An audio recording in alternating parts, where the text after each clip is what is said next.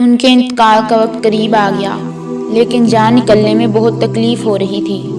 گھر والوں نے کلمہ پڑھنے کی تلقین کی، لیکن نہ جانے کیا بات تھی کہ اتنے پرہیزگار اور متقی ہونے کے باوجود بھی ان کی زبان سے کلمہ جاری نہیں ہو رہا تھا۔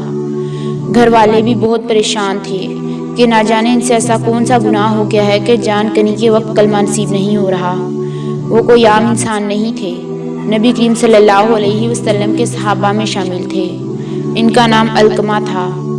چنانچہ ان کی بیوی نے نبی کریم صلی اللہ علیہ وسلم کی خدمت میں یہ اطلاع بھجوائی کہ باوجود تلقین کے ان کی زبان پر کلمہ جاری نہیں ہو رہا۔ آپ صلی اللہ علیہ وآلہ وسلم نے فرمایا کہ علقمہ کے والدین زندہ ہیں یا نہیں؟ بتایا گیا کہ صرف والدہ زندہ ہیں، لیکن وہ کسی وجہ سے ناراض ہیں۔ آپ صلی اللہ علیہ وسلم نے ان کی والدہ کو پیغام بھجوایا کہ میں آپ سے ملاقات کرنا چاہتا ہوں، کیا میں آپ کے پاس آؤں یا آپ میرے پاس آ جائیں گی؟ ان کی والدہ نے کہا کہ اے اللہ کے نبی، میں آپ کو تکلیف نہیں دے سکتی، میں خود حاضر خدمت ہوتی ہوں۔ چنانچہ وہ آپ صلی اللہ علیہ وآلہ وسلم کی خدمت میں حاضر ہو گئیں۔ آپ صلی اللہ علیہ وآلہ وسلم نے علقمہ کے متعلق پوچھا کہ وہ کیسا آدمی ہے۔ ان کی والدہ نے بتایا کہ وہ بہت نیک ہے، نماز روزہ کا پابند ہے، لیکن اپنی بیوی کے معاملے میں میری نافرمانی کرتا ہے، اس لیے میں اس سے ناراض ہوں۔ آپ صلی اللہ علیہ وآلہ وسلم نے علقمہ کا حال ان کی والدہ کو بیان کیا کہ ان کی زبان پر کلمہ جاری نہیں ہو رہا اور جان نہیں نکل رہی، اس لیے آپ انہیں معاف کر دیں، لیکن ان کی والدہ نے غصے کی وجہ سے انکار کر دیا۔ صلی اللہ علیہ وسلم نے حضرت بلال رضی اللہ تعالیٰ عنہ کو حکم دیا کہ لکڑیاں جمع کرو اور علقمہ کو جلا دو۔